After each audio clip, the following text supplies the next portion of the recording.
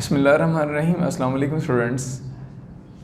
आज के इस लेक्चर के अंदर हम डिस्कस करने जा रहे हैं बुक वन फर्स्ट ईयर से यूनिट नंबर 15 और आज हमारा ये इस बुक वन का लास्ट यूनिट है the angel and author and others. और ग्रामर सेक्शन से आज हम रीड आउट करेंगे स्टोरी है अपनी आज फॉक्स एंड गोट। मूव करते हैं आज के फर्स्ट टॉपिक की तरफ, angel and author and others. जैसे हम टाइटल देख रहे हैं यहाँ पे, एंजल मतलब फरिश्ता और ऑथर मीन कि मुसन्नफ़ यानी जिसने ये राइटर लेसन लिखा है, एंड अदर्स और बाकी लोग। शॉर्ट्स इसकी शॉर्ट्स ओवरव्यू करते हैं, फिर उसके बाद इसके हम थीम डिस्कस करेंगे। राइटर ख्वाब में एक दिन देखता है कि जब सोने के बाद उसे ख्वाब आया और ख्वाब में उसने देखा कि वो हवा के अंदर उड़ता हुआ जा रहा है, यानी उसने नाइट शर्ट पहनी हुई है और अपनी विंडो से बाहर निकला और इस तरह हवा के अंदर ऊपर से ऊपर उड़ता जा रहा है। राइटर कहता है कि मैं हैरान था कि मेरे साथ क्या हो रहा है, यानी मैं हवा के अंदर उड़ता हुआ क्यों जा रहा हूँ ऊपर, और ऊपर से ऊपर ही जा रहा था। जैसे जैसे राइटर ऊपर जा रहा था वैसे वैसे नीचे जो दुनिया थी उसके लिए वो क्या हो जा रही थी, जूम हो रही थी उसके लिए, यानी दुनिया छोटी से छोटी होती जा रही थी। और एक ऐसा मुकाम भी है, राइटर कहता है कि आखिर पर जाते जाते मुझे सिर्फ लंदन की सड़कों के वो जो लैंप्स थे उनकी रोशनियाँ नज़र आ रही थी, वो भी अंधेरे में डूबी हुई रोशनियाँ, मध्यम रोशनियाँ। तो दुनिया बिल्कुल छोटी और मैं मज़ीद ऊपर जा रहा था। अचानक उस जगह पर जब मैंने देखा कि नीचे दुनिया बिल्कुल अंधेरा हो गई है, मुझे नज़र नहीं आ रहा, अचानक मैंने अपने ऊपर जाने सफ़र के दौरान अपने पीछे ना परों के फड़फड़ाने की आवाज़ सुनी। राइटर कहता है मैंने पीछे मुड़ के देखा तो मेरे पीछे एक लिखने वाला फरिश्ता था, रिकॉर्डिंग एंजल, यानी जो हिसाब लिखने वाला, बातें लिखने वाला फरिश्ता था। कहता मैं उसको देख के बड़ा हैरान हुआ और साथ ही मैंने उसके साथ ना डिस्कशन स्टार्ट कर दी, यानी बातचीत उसके साथ शुरू कर दी। और देखते ही मैंने सबसे पहले तो उससे पूछा कि आप बड़े थके हुए दिखाई दे रहे हो, मतलब लगता है बहुत ज़्यादा वर्क करना पड़ा, बहुत ज़्यादा काम करना पड़ा है आपको। तो राइटर कहता है कि उसने एडमिट किया कि हाँ बिल्कुल मैं बहुत थका हुआ हूँ, क्योंकि आजकल क्रिसमस का चल रहा है, सीज़न चल रहा है, और क्रिसमस का वो टाइम होता है जिसमें तमाम लोग जो हैं वो पहले की निस्बत ज़्यादा नेक हो जाते हैं, ज़्यादा सखी हो जाते हैं और ज़्यादा नेकी के काम करते हैं। तो मुझे उनकी नेकियाँ बहुत ज़्यादा लिखनी पड़ती हैं और इस वजह से जो है ना मैं थका हुआ हूँ, मैं थकावट का शिकार हूँ। ये चीज़ जो है क्या नाम है, राइटर के स्टार्ट यहाँ से आगे हमारा जो पूरा लेसन है वो गुजरेगा कि राइटर किस तरह से अपनी अच्छी बातें, और उसके पास एक बड़ा वॉल्यूम होता है फरिश्ते के पास। तो राइटर साथ ही पूछता है कि ये आपके पास ये जो बड़ी बुक है ये क्या चीज़ है। तो फरिश्ता उसको बताता है, रिकॉर्डिंग एंजल उसको बताता है कि मेरे पास क्या नाम है, रिकॉर्डिंग बुक है, इसके अंदर तमाम लोगों ने जो भी अमाल किए हैं वो दर्ज हैं। और उसके साथ ही फिर राइटर की डिस्कशन स्टार्ट हो जाती है उस एंजल के साथ, और अपनी बातें वो पूछने शुरू कर देता है, अपनी नेकियां गिनवाने शुरू कर देता है। फर्स्टली वो सबसे पहले कहता है कि क्या नाम है, मैंने भी एक दफ़ा इसी तरह क्रिसमस के मौके पर एक टिन बॉक्स लिया था, उसमें चंदा इकट्ठा किया था और पैसे इकट्ठे करके मैंने वो गरीब गुरबा लोगों के अंदर बांटे थे। तो क्या आपने वो लिखा हुआ है इसके अंदर? तो वो फरिश्ते ने बोला कि हाँ बिल्कुल, नो डाउट उसमें लिखा हुआ है, आपकी वो जो काम था वो लिखा हुआ। फिर उसके बाद उसने बोला कि एक दफ़ा यानी आप एक एक करके अपने काम जब वो गिनवाई जाएगा, और वही हमारा आगे नेक्स्ट लेसन है, टिल एंड हम ये चीज़ देखेंगे। उसके बाद सेकेंडली वो पूछता है कि इसी तरह मैं एक दफ़ा एक चैरिटी डिनर पे गया था, तो वहाँ पर भी वो स्पेशली गरीब गुरबा लोगों के लिए था, तो मैं चैरिटी डिनर वाला जो मेरी नेकी हैं कि आपने वो लिखी हैं इसके अंदर दर्ज हैं? तो उसने बोला कि हाँ बिल्कुल वो भी दर्ज हैं। फिर इसी तरह एक दफ़ा लॉटरी के अंदर हिस्सा लिया था और वो भी दर्ज कर लिया गया। इसी तरह एक दफ़ा मैंने गरीबों के लिए फ़ंड इकट्ठा किया जा रहा था, गरीबों ज़रूरतमंदों के लिए, और फ़ंड इकट्ठा करने के लिए एक पब्लिक शो किया जा रहा था, यानी एक समझ लो कि कोई क्या नाम है, इवेंट ऑर्गेनाइज किया हुआ था। उस इवेंट के अंदर बड़े बड़े मशहूर मरूफ लोगों को बुलाया हुआ था, और बुलाने का मकसद सिर्फ ये था कि वहाँ से जो ना पैसा इकट्ठा किया जाए और वो पैसा जो था वो क्या नाम है गरीब गुरबा में बांटा जाए। तो कहते हैं मैंने भी उस शो के अंदर पार्टिसिपेट किया था और फ्री ऑफ कास्ट किया था पार्टिसिपेट। तो क्या आपको मेरा वहाँ पर जाना, उस शो के अंदर जाना भी याद है? तो उसने बोला कि हाँ बिल्कुल, वो भी लिख लिया गया था। इसी तरह करके 2-3 और भी बातें गिनवाता है कि मैं वहाँ पे गया था, वहाँ पे गया था, क्या आपने लिखा? एट द एंड फरिश्ता उसको बताता है कि आपने जो कुछ भी किया ज़िंदगी के अंदर मैंने वो सब कुछ दर्ज किया हुआ है। हो सकता है कुछ ऐसे काम हो जो तुमने किए हो लेकिन तुम उन कामों को भुला चुकी हो, जो तुमने किए और तुम भूल गए वो भी दर्ज हैं, और जो तुमने किए और तुम्हें याद है वो भी दर्ज हैं, क्योंकि मैं लिखने के अंदर कोताही नहीं करता। और एंड पे जो राइटर है उसको महसूस होता है कि शायद फरिश्ते ने को गलती न कर दी हो लिखने के अंदर, यानी कि कोई ऐसा नेकी का काम जो मैंने किया हो और वो रह गया हो, इसने ना दर्ज किया हो, लेकिन एट द एंड है कि फरिश्ता लिखने के अंदर गलती नहीं करता। शॉर्ट सी एक डिस्क्रिप्शन, शॉर्ट सी डिस्कशन देखेंगे हम एंजल वर्सेस ऑथर, और किस तरह से अपनी नेकी के काम जो वो गिनवाता है। अब लिखने का मकसद क्या था? नंबर 1, हमें यहाँ से सटायरिक ट्रेंड मिलता है तंज किया हुआ है उन लोगों के ऊपर जो नेकी करते हैं और नेकी करने के बाद उनको एप्रिसिएशन मांगते हैं, यानी लोगों को बढ़ा चढ़ा के अपनी नेकी को बताते हैं। जिस तरह से ऑथर जो था उसने जो भी नेकी की थी, फरिश्ते का काम ही लिखना था, उसने अच्छा भी लिखा बुरा भी लिखा, लेकिन सिर्फ अच्छाइयाँ जो थी वो फरिश्ते के सामने बयान कर रहा था एंजल को इम्प्रेस करने के लिए, मुतासिर करने के लिए। People are found of highlighting their good deeds, लोगों को अच्छा लगता है अपनी नेकियां दूसरों को गिनवाना, दूसरों को बताना, and to impress others by good deeds, और दूसरों को इम्प्रेस करना भी अच्छा लगता है अपने नेकी के कामों को दूसरों के सामने शो करके। And people expect appreciation of good deeds, और अल्टीमेटली ये बताने का मकसद क्या होता है, नेकियां दिखाने का, गिनवाने का मकसद क्या होता है, ताकि लोगों की हमदर्दियां, लोगों की एप्रिसिएशन जो है वसूल की जा सके।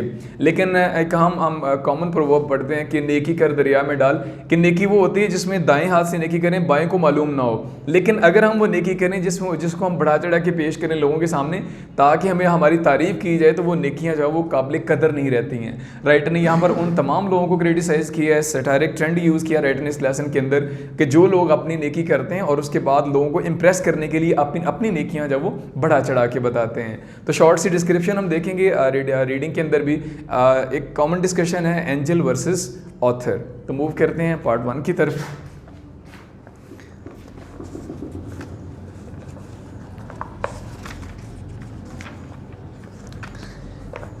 I had a dream, vexing dream one night, unit number 15 और page 96, line number 1। I had a waxing dream one night, एक रात मुझे बड़ा परेशान कुन ख्वाब आया। लॉन्ग अगो, ज़्यादा देर पहले की बात नहीं है। It was about fortnight after Christmas, ये ख्वाब क्रिसमस से 2 हफ्ते बाद की बात है। आई ड्रीम्ड, मैंने ख्वाब में देखा, I flew out of the window in my nightshirt, कि मैंने सोने वाला लिबास पहना हुआ है और उसमें उड़ रहा हूँ हवा में।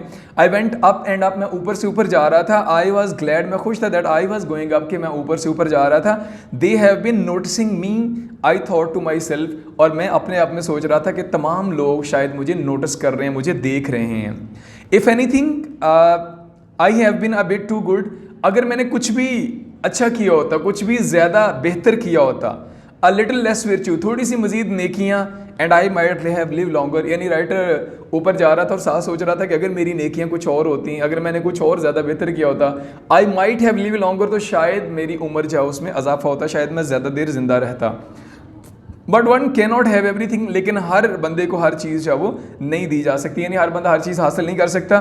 The world grew smaller and smaller, जैसे ऊपर जा रहा था दुनिया छोटी से छोटी हो रही थी। लास्ट आई सा of London was the long line of electric lamps, आखिर बार ऊपर जाते हुए जो चीज़ मुझे नज़र आई वो लंदन की सड़कों के किनारों पर, बॉर्डरिंग द एम्बैंकमेंट, एम्बैंकमेंट यानी किनारों के ऊपर बॉर्डर किए हुए, किनारों के ऊपर लगे हुए बिजली के कुमकुमे थे, रोशनियाँ थी जो मुझे नजर आई।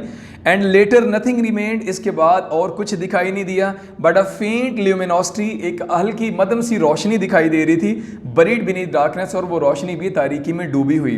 It was at this point of my journey, ये मेरे सफ़र का वो लम्हा था, वो वक्त था, that I heard behind me, कि मैंने अपने पीछे सुना द स्लो, एक मध्यम सी थ्रॉबिंग साउंड, परों के फड़फड़ाने की आवाज़ ऑफ विंग्स। ठीक है, यानी ऊपर जा रहा था, दुनिया छोटी से छोटी हुई नज़र आ रही थी, और एक पॉइंट पे जाके मुझे बिल्कुल नीचे अंधेरा नज़र आया, कुछ भी नज़र नहीं आ रहा था। यही वो मुकाम था कि मैंने अपने पीछे परों के फड़फड़ाने की आवाज़ सुनी। आई टर्न माई हेड, मैंने अपना सर मोड़ के देखा। It was a recording angel, ये लिखने वाला फरिश्ता था। He had a Veeri look, वो मुझे थका हुआ दिखाई दे रहा था। आई जज हिम टू बी टायर्ड, और मैंने अंदाज़ा लगाया, मैंने जज किया, उसको अंदाज़ा लगाया कि ही वॉज टायर्ड, कि वो थका हुआ है। यस ही एक्नॉलेज, उसने एतराफ़ किया कि हाँ बिल्कुल वो थका हुआ है। It is a trying period for me your Christmas time, और फरिश्ते ने साथ ही बताना शुरू कर दिया कि आपका क्रिसमस का जो टाइम है वो मेरे लिए बड़ा मुश्किल टाइम होता है, मुश्किल दौर है। I am sure it must be, I return, मैंने रिटर्न किया, मैंने वापसी जवाब दिया कि I am sure it must be, कि हाँ बिल्कुल ये तुम्हारे लिए मुश्किल होना भी चाहिए। वंडर टू मी, मैं इस बात पर है ना, ये नहीं मुश्किल क्यों होना चाहिए, जाहिर बात है कि हम सब मर्द औरतें बच्चे सब पहले की निस्बत ज़्यादा नेकी के काम शुरू कर देते हैं, तो ज़्यादा नेकियां लिखना यकीनन तुम्हें थका देता होगा। और कह रहा है कि द वंडर टू मी, फरिश्ते को बता रहे हैं कि मेरे लिए हैरानगी की बात ये, is how you get through it all, कि तुम ये सारा कुछ कर कैसे लेते हो, यानी मैनेज कैसे करते हो तमाम लोगों की नेकियां। You see at Christmas time, तुम देखती हो क्रिसमस का मौका। आई वेंट ऑन, मैंने बात जारी रखी।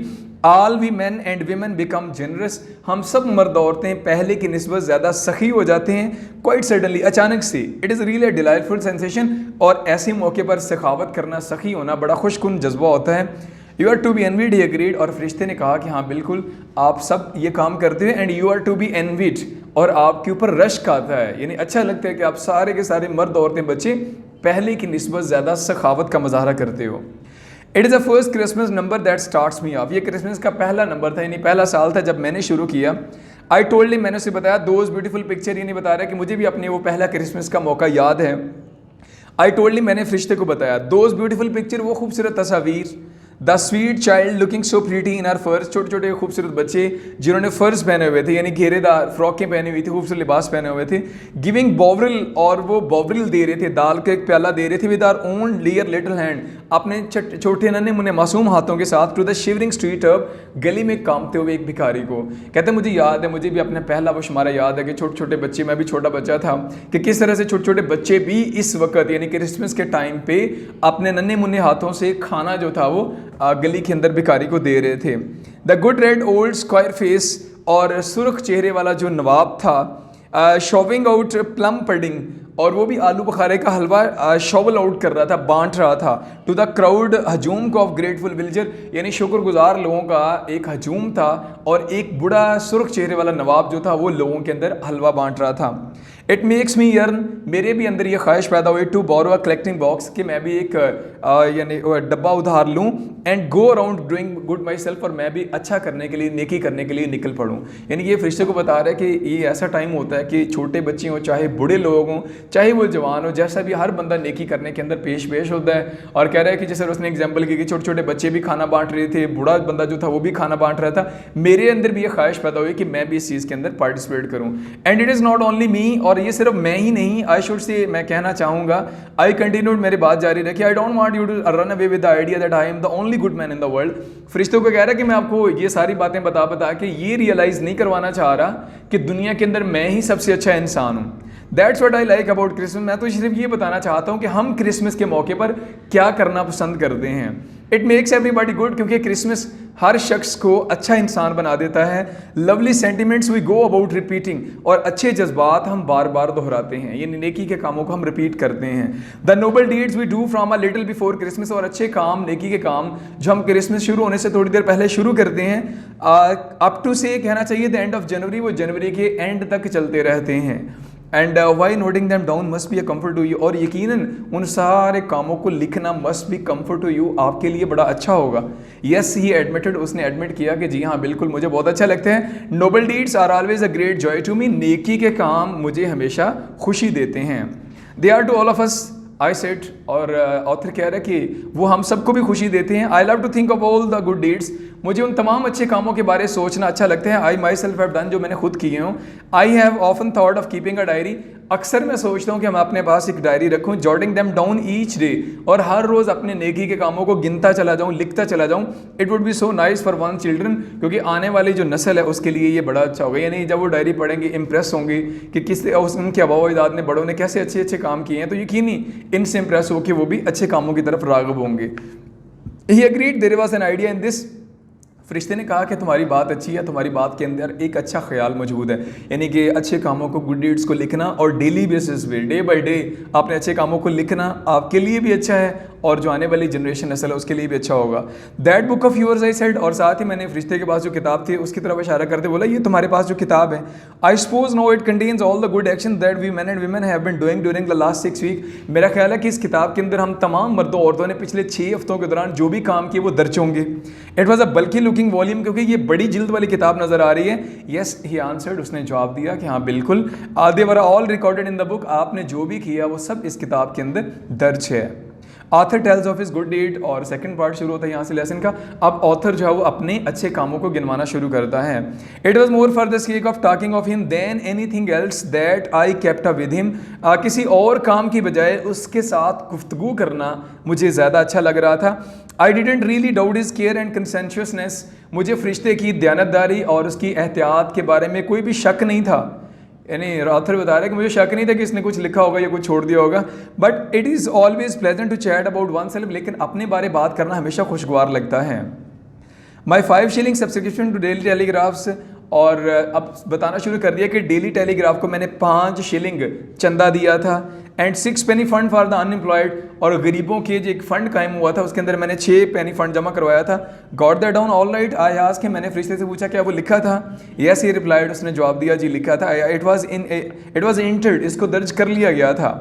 As a matter of fact now I come to think of it, और ऑथर ने बताना शुरू कर दिया कि जहाँ तक हकीकत का ताल्लुक है अब मैं अपने अच्छे कामों के बारे में सोचने लगा हूँ, यानी अब मैं याद कर रहा हूँ कौन कौन से अच्छे किए हैं। आई एडेड, मैंने मजीद कहा, it was 10 shillings all together, कुल मिला के 10 शिलिंग चंदा दिया था।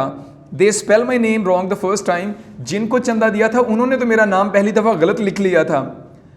यानी फरिश्ते से पूछ रहा कि उन्होंने मेरा नाम की स्पेलिंग गलत लिख लिए थे, कहीं तुमने भी तो गलत नाम तो नहीं दर्ज कर लिया था मेरा चंदा जो मैंने वहाँ पे दिया था?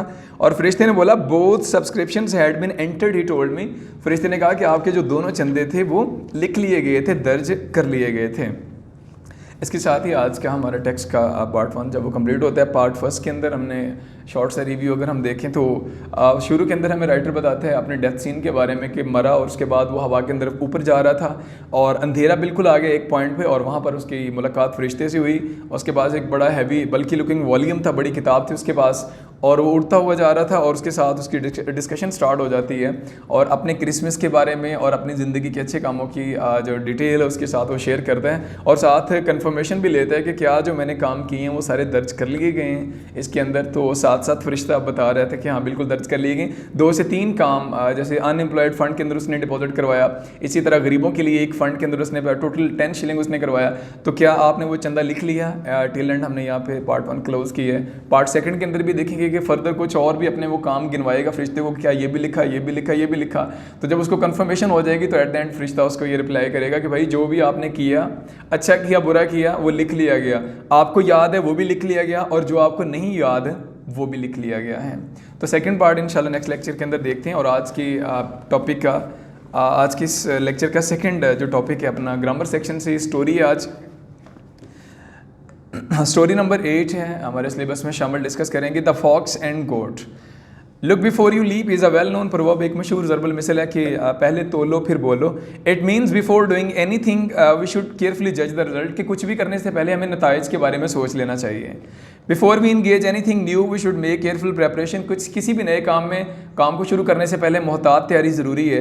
If you do something in haste, अगर कुछ भी जल्दी में करेंगे without thinking about it properly, इसके बारे में बगैर सोचे समझे, we may meet unforeseen dangers and difficulties, तो हमें ऐसी चीज़ों का सामना करना पड़ेगा, ऐसे ख़तरात का जो पहले से मौजूद नहीं होंगे, जिसका पहले से इल्म नहीं होगा।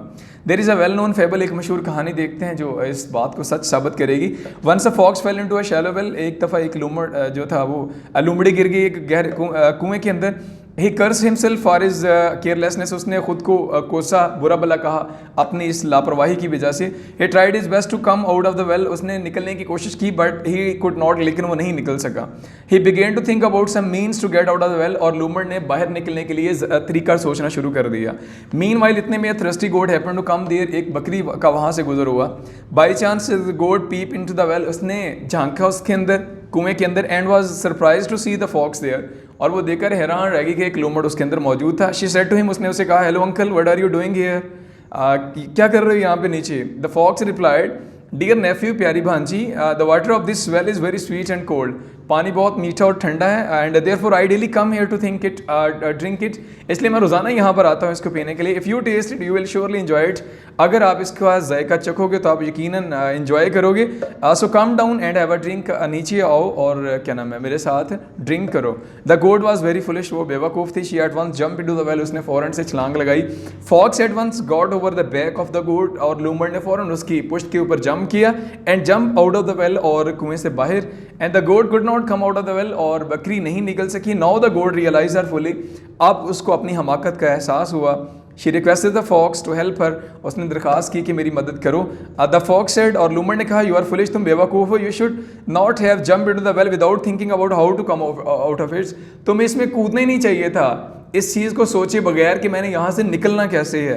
Now go on bleeding and your master will come to you, अब यहाँ पर ममियाना शुरू करो और तुम्हारा मालिक तुम्हें आके निकालेगा। In the main time you may enjoy the sweet water of the well, और इसी दौरान अच्छा अच्छा मीठा मीठा पानी भी पियो। And he wave goodbye to the goat and ran away to the jungle, उसको बाय बाय कहा और जंगल की तरफ भाग गया। And he left the goat in trouble, मुश्किल में छोड़ गया। And look before you leap, or haste makes waste, कि जल्दी का काम हमेशा ख़राबी वाला काम होता है। इसके साथ ही आज के लेक्चर के दोनों टॉपिक्स कंप्लीट होते हैं।